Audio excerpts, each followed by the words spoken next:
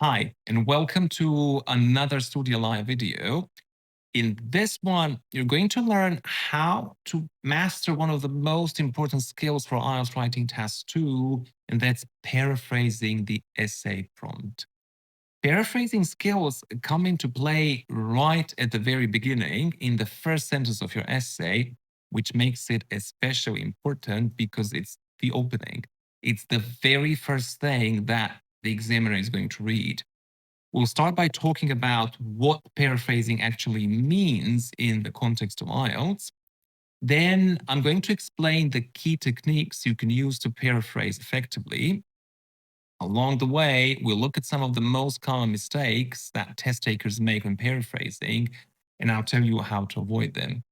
And of course, I'll be giving you plenty of examples. So by the end of this lesson, you should have a clear understanding of what good paraphrasing looks like. And you will also know exactly what to do and what not to do when you're writing your own essays. So let's get started.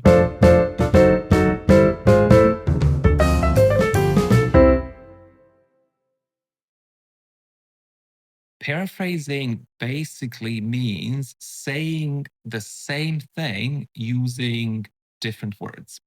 And this is exactly what you need to do in the very first sentence of your essay. The first sentence is what we call the background statement. And it's where you take the essay question, the prompt that's already given to you, and you rephrase it in your own words. Paraphrasing the prompt is absolutely crucial. In IELTS Writing Task 2, it's the first sentence of your essay.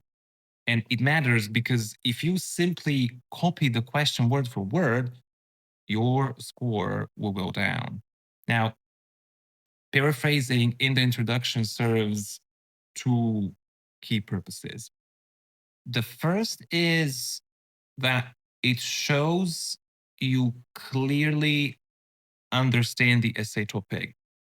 Do you remember being in school and a teacher asked you a question and you gave an answer by repeating the same sentence or paragraph from the book word for word?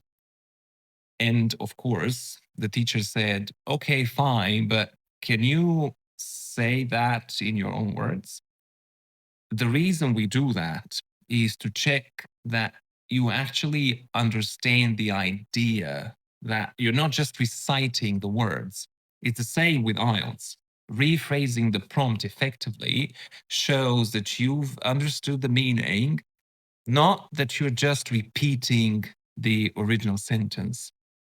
And the second purpose is that uh, paraphrasing gives you an immediate opportunity to demonstrate your vocabulary range. And I really want to emphasize this.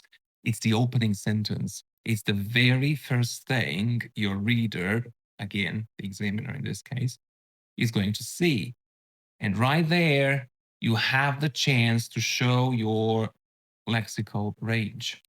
But paraphrasing doesn't stop with introduction. You find yourself paraphrasing quite a lot throughout your essay. You'll often be saying the same idea more than once, and you'll need to find ways to express it.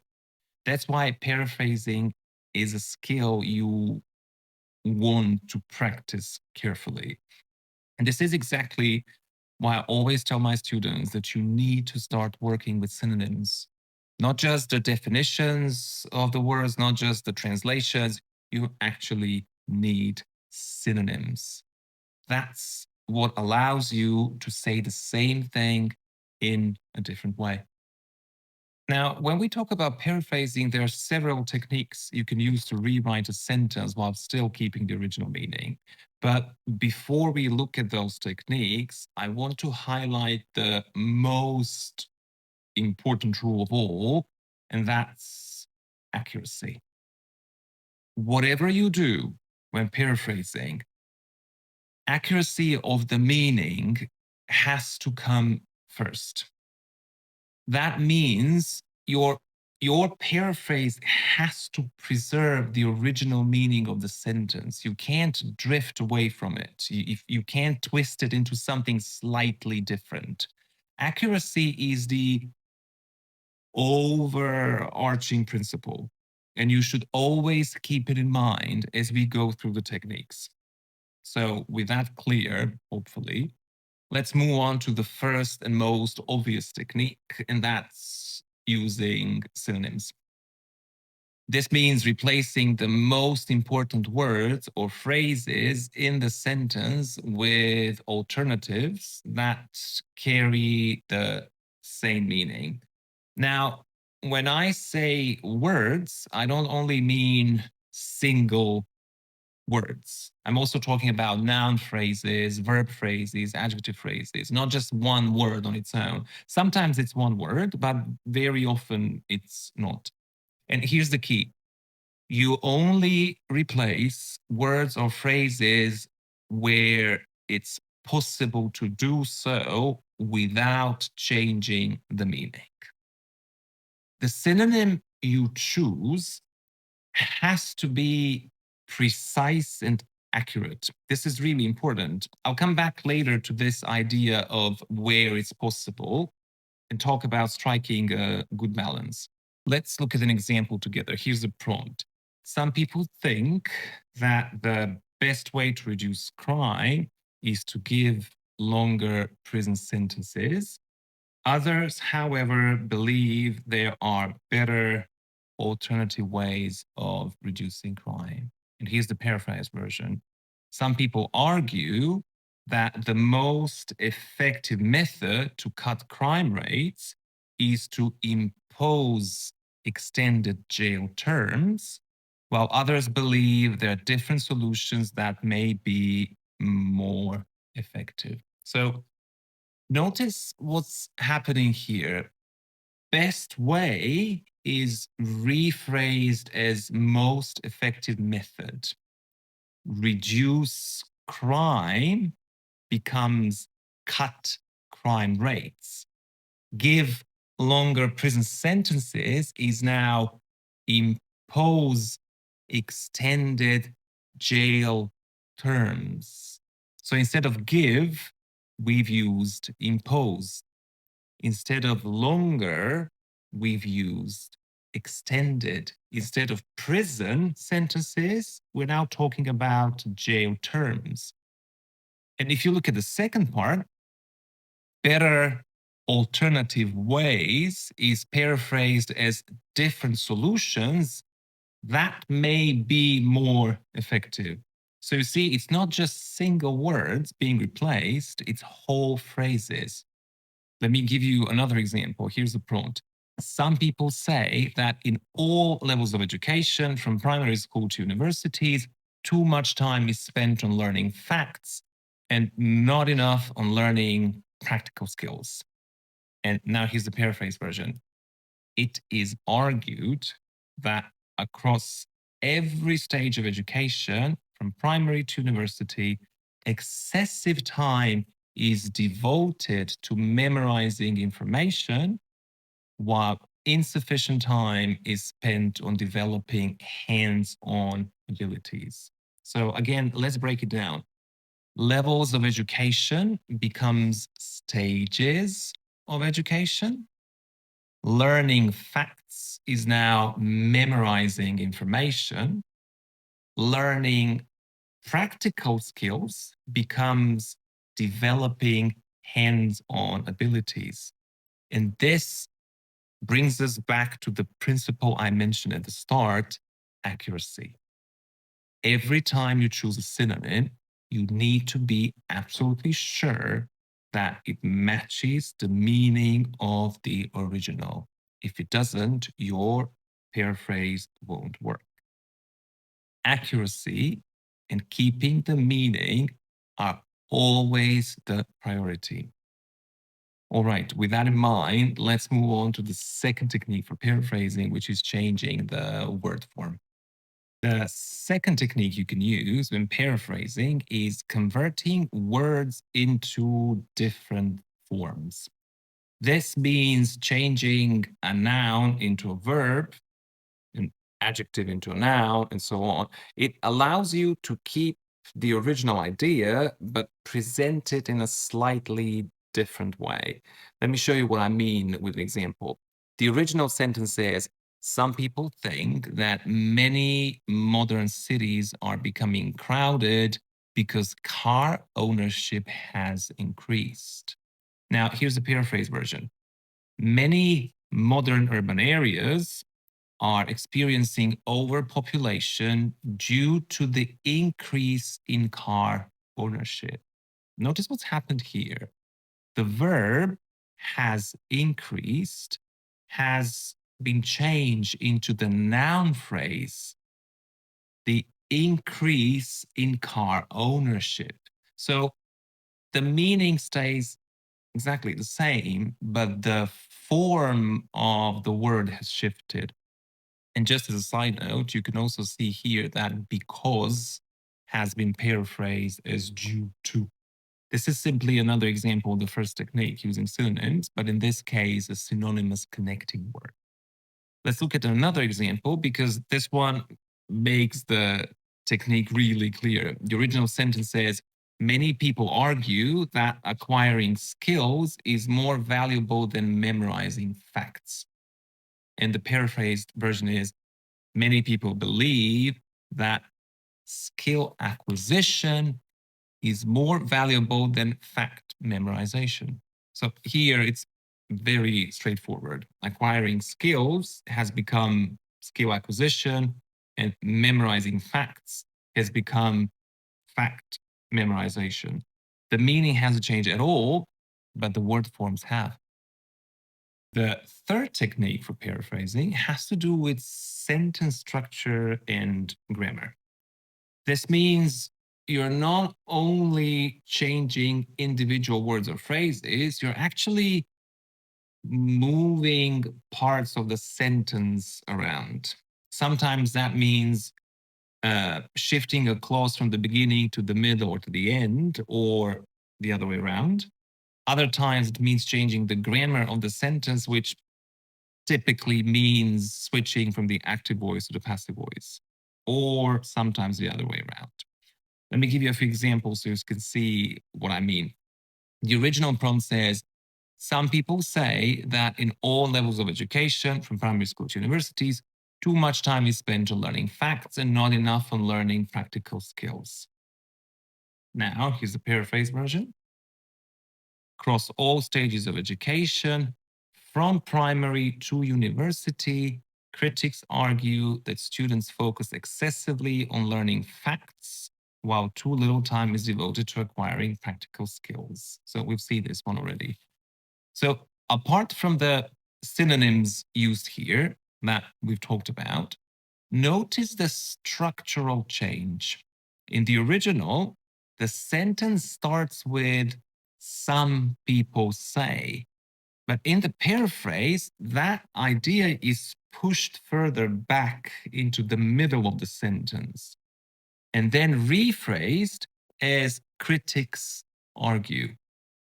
Instead, uh, the sentence now begins with across all stages of education. So, what used to be the opening has been moved and the order of information has shifted. Let's look at another example. The original says, some people think that the increasing use of computers and mobile phones has had a negative effect on young people's reading and writing skills. The paraphrased version says, with the increasing use of computers and mobile phones, many believe that young people's reading and writing skills have been negatively affected. Again, notice what's happened here. The subject of the sentence has been moved, and the sentence now begins with a prepositional phrase. With the increasing use of computers and mobile phones. So the idea of some people think has been paraphrased as many believe, but structurally, it's been shifted further back. So once again, the order of the sentence has changed. Now, let's talk about grammar and specifically about switching between active and passive voice. This one is the most common ways to paraphrase a sentence. Here's the original prompt. Some people believe that universities should accept equal numbers of male and female students in every subject. This is an active construction, SVO, subject, verb, object. Some people believe universities should accept. Now, here's the paraphrase version. It is often suggested that equal numbers of male and female students should be admitted to all university courses. So, what's changed? First, some people believe has been paraphrased as it is often suggested, which is an impersonal passive form instead of an active one. And second, universities should accept has now become students should be admitted. So the active verb accept has been transformed into the passive be admitted. Now, what you've probably noticed from all the examples so far is that in most cases, it's not just one technique being used. And that's really the winning formula. If you want your paraphrasing to sound natural, and especially if you're aiming for higher bands, you need to combine the techniques. The best paraphrase sentences usually use two or three techniques together. If you rely on just one method, it often sounds awkward. For example, if you only change a few synonyms or you only change the verb phrase from active to passive voice, the sentence usually ends up being too close to the original. It doesn't feel like a real paraphrase. So, what should you do? Mix them. Combine synonyms with word form changes and then add structural shifts where it makes sense. When you use two or three techniques together, you uh, create a paraphrase that looks and sounds very different from the original, but still carries the same meaning. And that's exactly what's expected at higher bands. Now that you know what you should be doing, let's talk about what you shouldn't do. In other words, the most common mistakes that people make when paraphrasing. One of the biggest mistakes we see, unfortunately, is over paraphrasing. And when you over paraphrase, you often end up changing the meaning and sounding too awkward. Here's something I really want you to understand. Paraphrasing is not just about changing words, it's also about knowing when not to change something.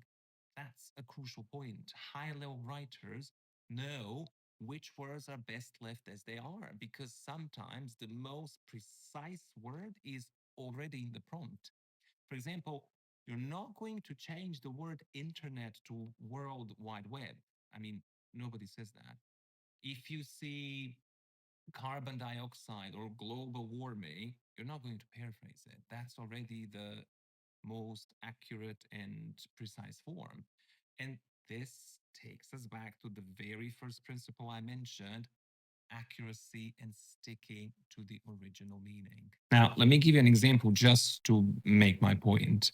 I've used the prompt we saw earlier. Some people think that the best way to reduce crime is to give longer prison sentences. Others, however, believe there are better alternative ways of reducing crime.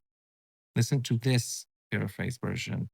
Certain individuals suppose that the most supreme method to lessen illegal actions is to provide lengthier incarceration terms, while other individuals are of the opinion that superior substitute methods of diminishing unlawful activity exist. mean, this is obviously a joke, but I think you get the point. The over paraphrase sentence sounds absolutely ridiculous.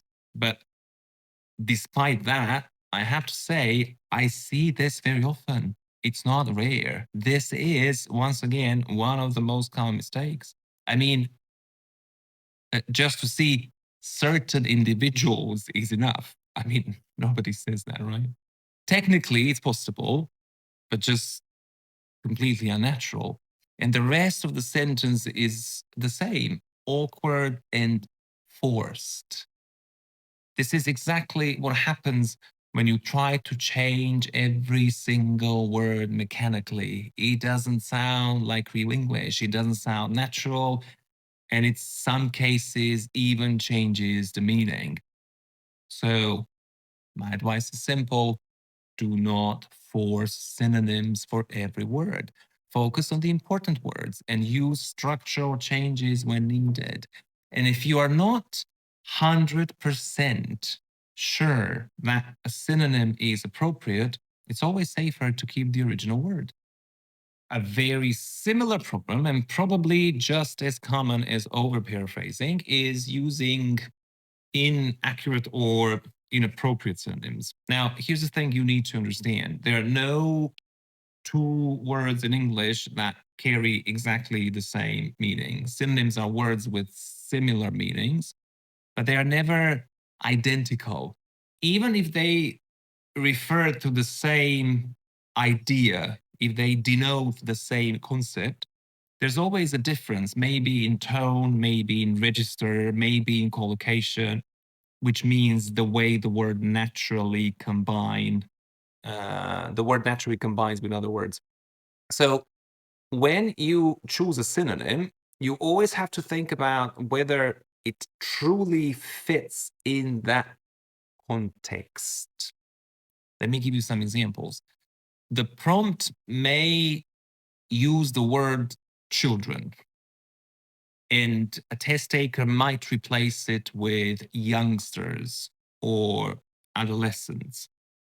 In some cases, that can work, but in others, it just doesn't sound natural. You don't always call school children adolescents, for example, and youngsters often feels too informal, depending on the sentence. Another example is replacing the word important with paramount. Yes, paramount is a synonym, but it's much stronger in tone than important. And if you're talking about something every day, like exercising being important for your health, for example, calling it paramount can feel exaggerated. Not everything that is important is paramount. Sometimes paramount is just an overkill. Or think about the words um, jobs or employment. Some test takers replace them with occupations. Now, occupation is technically a synonym, but it's more formal and not always the right fit.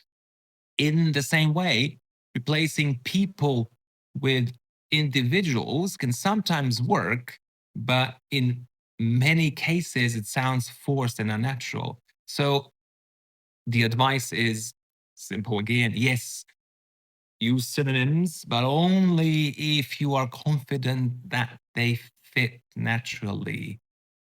And always remember, context is key. Context is everything. Another common mistake when paraphrasing is making the sentence too long or too complicated, or extending it into more than one sentence. Don't do that. It's supposed to be just one sentence. Remember, uh, remember what the introduction is meant to do. It's supposed to ease the reader into the essay. It's a gentle opening, not something that confuses or overwhelms them.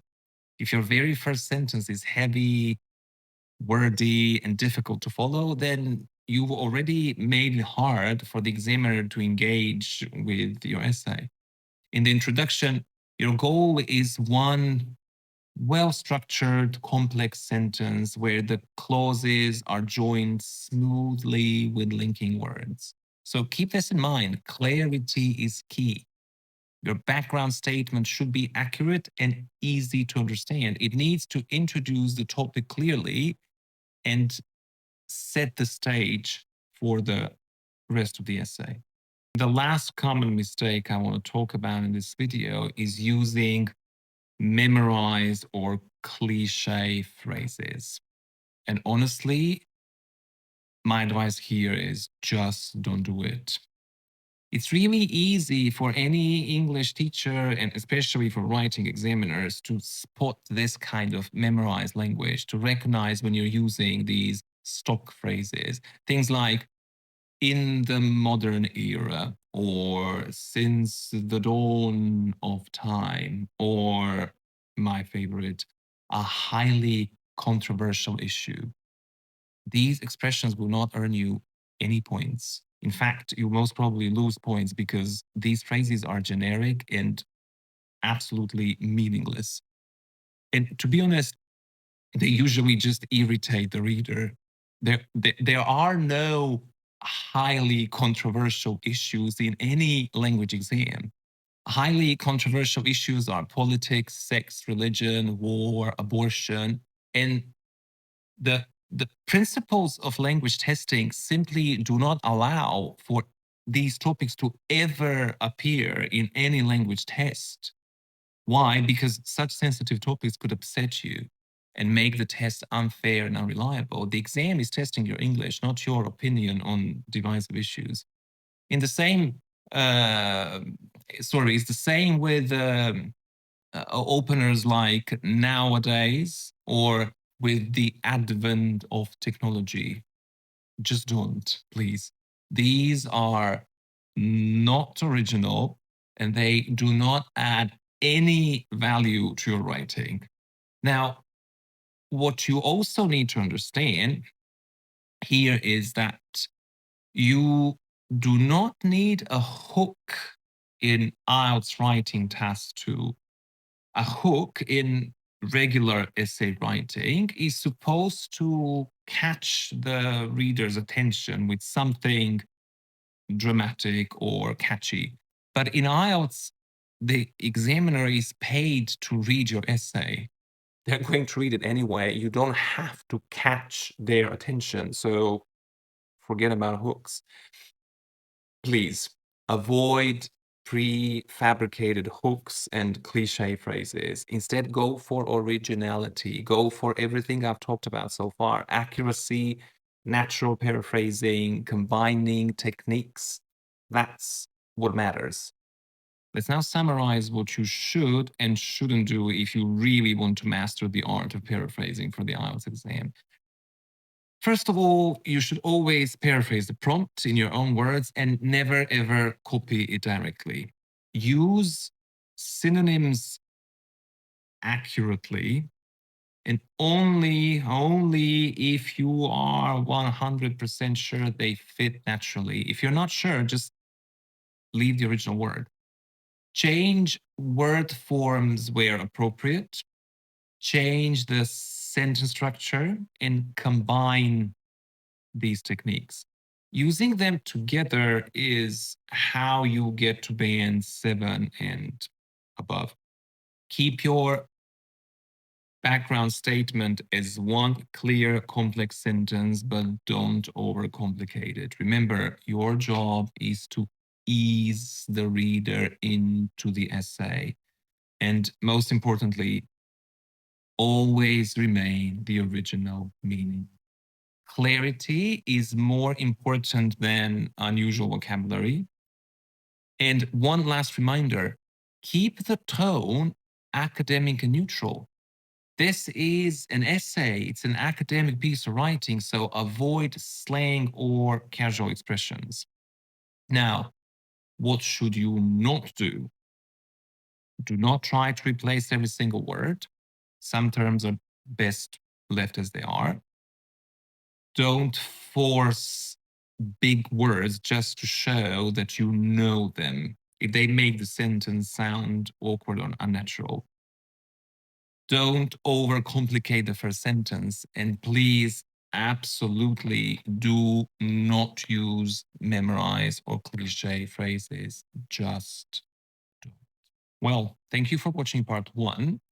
In the second part of this video, I'm going to take you through several examples of paraphrasing, moving step by step from band 6 all the way to band 9. And you see what paraphrasing looks like in band 6, then in band 7, and finally in bands 8 and 9. This way, you'll be able to see the progression clearly, how paraphrasing improves as the bands go higher, and what you need to do to reach the level you're aiming for.